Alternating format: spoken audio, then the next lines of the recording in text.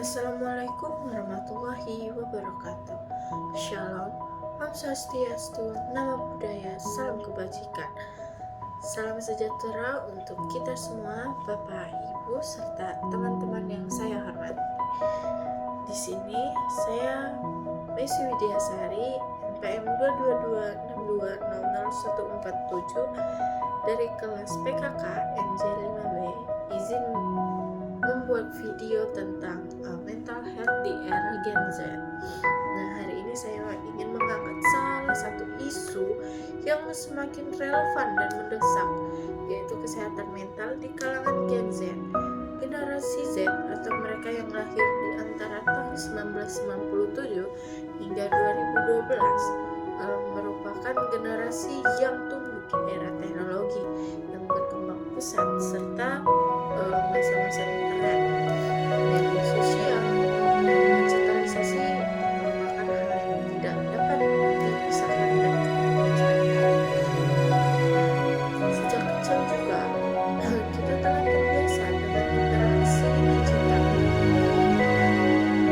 Hal ini memang membuka banyak peluang untuk kita semua, baik informasi dan jaringan, tetapi di sisi lain kita juga berhadapan dengan tantangan mental yang unik nih dan belum pernah diatasi dari generasi sebelumnya. Generasi kita harus menghadapi tekanan sosial kompleks serta fenomena conclusion culture atau budaya membandingkan diri yang tak ada habisnya. Bapak, Ibu, serta teman-teman sekalian, media sosial awalnya diciptakan memang untuk menghubungkan kita semua, untuk berkomunikasi dengan mudah antara satu dan lainnya, untuk mendekatkan jarak dan memudahkan kita untuk berkomunikasi. Namun sayangnya, belakangan ini media sosial menjadi salah satu atau sumber tekanan buat anak-anak muda. Kita emang kurang atau merasa terpaksa untuk tampil di depan atau tampil dengan sempurna, menampilkan kehidupan yang ideal ataupun tren-tren yang berkembang sekarang. Itu juga menjadi salah satu tekanan yang dihadapi oleh Gen Z. Nah, ini juga menjadi pacuan untuk kita merasa, wah, dia lebih sukses nih dari kita. Ini juga menjadi insecure buat diri sendiri dan menjadi tekanan untuk diri sendiri kalau kita harus lebih dari yang lain. Nah, bahkan juga dari keterpaksaan tersebutlah kita menjadi merasa cemas, merasa takut tertinggal, merasa bahwa diri kita ini terlalu jauh tertinggal dari teman-teman yang lain. Nah, dari sini juga kita jadi kurang nih untuk memikirkan bahwa diri kita ini sebenarnya banyak loh kelebihannya, banyak loh yang bisa dibanggakan dibandingkan yang lain. Nah, berdasarkan survei, kesehatan mental pada Gen Z itu menjadi kecemasan dan depresi yang dihadapinya karena melalui digitalisasi tersebut. Nah, meskipun terlihat baik-baik saja, namun sebagian Gen Z menghadapinya dengan penuh tekanan untuk menghidupi dan menjalani kegiatan Studi juga menunjukkan bahwa di antara Gen Z ada Gen Z yang merupakan generasi dengan tingkat kecemasan yang paling tinggi. Itu juga sangat disayangkan karena seharusnya di era digitalisasi ini kita bisa semakin berkembang dan meninggalkan banyak-banyak hal yang bisa membuat diri kita tuh downgrade atau istilahnya merasa diri kita tuh tidak ada apa-apa. Kesehatan mental tidak hanya terpengaruh oleh media sosial saja sebenarnya. Ada faktor-faktor lain selain ketidakpastiannya ekonomi, perubahan iklim, juga turut dipengaruhi oleh pikiran kita sendiri. Kita hidup di masa di mana biaya pendidikan dan lapangan pekerjaan menjadi semakin sulit untuk dijangkau. Banyak dari kita merasa cemas tentang masa depan. bagaimana kita bisa mendapatkan pekerjaan yang layak, bagaimana kita bisa mencukupi kehidupan di era yang sudah semakin sulit untuk dijangkau.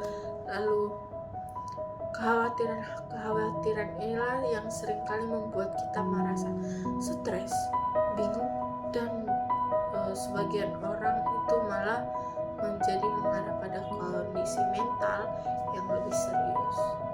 Teman-teman sekalian, kita perlu memahami bahwa kesehatan mental sangat-sangat penting dengan kesehatan fisik. Sayangnya masih banyak hal yang harus dan masih banyak hal yang kita perlu memahami bahwa kesehatan mental sama pentingnya dengan kesehatan fisik. Sayangnya masih banyak yang menganggap kesehatan mental sebagai hal yang tabu.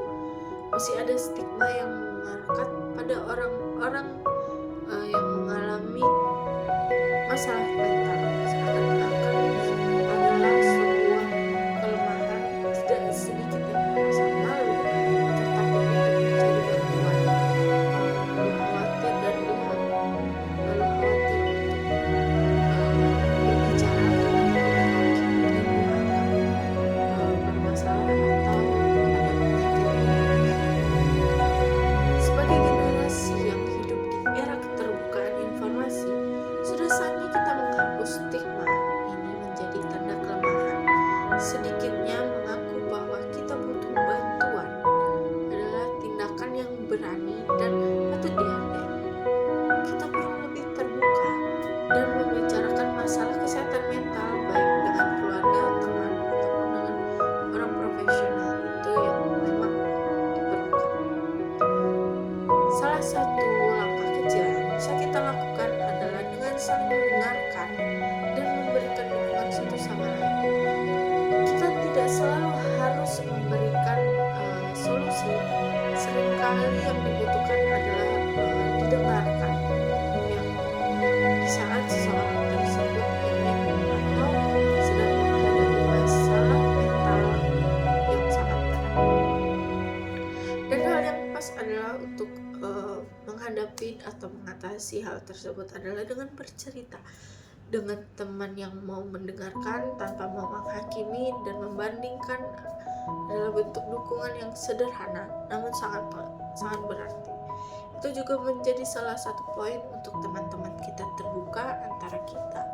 Nah, kita juga bisa mengubah kebiasaan kita dalam menggunakan media sosial. Misalnya dengan membatasi waktu layar, mengikuti akun-akun yang tidak membandingkan diri kita dengan orang lain. Media sosial seharusnya menjadi tempat untuk terhubung, bukan tempat untuk membuat kita semakin kurang. Mari kita jadikan media sosial sebagai sarana untuk saling mendukung, bukan sebagai alat untuk menjatuhkan atau menambah tekanan bagi seseorang. Teman-teman yang saya cintai, selain mendukung sesama, penting bagi kita untuk belajar menganalisa tanda-tanda masalah mental pada diri kita sendiri.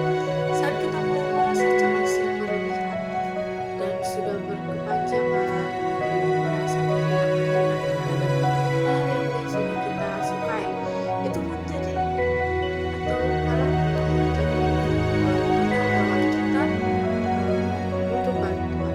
Jangan ragu untuk mencari dukungan, baik itu keluarga, kerabat, sahabat, ataupun orang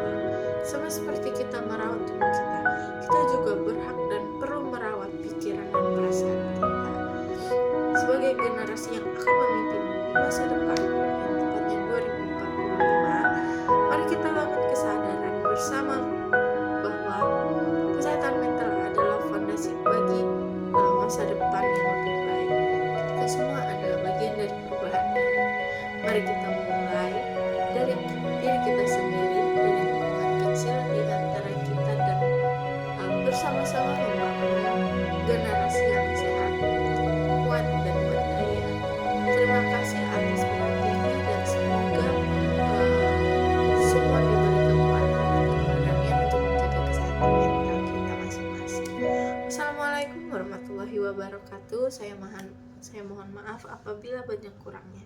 Terima kasih.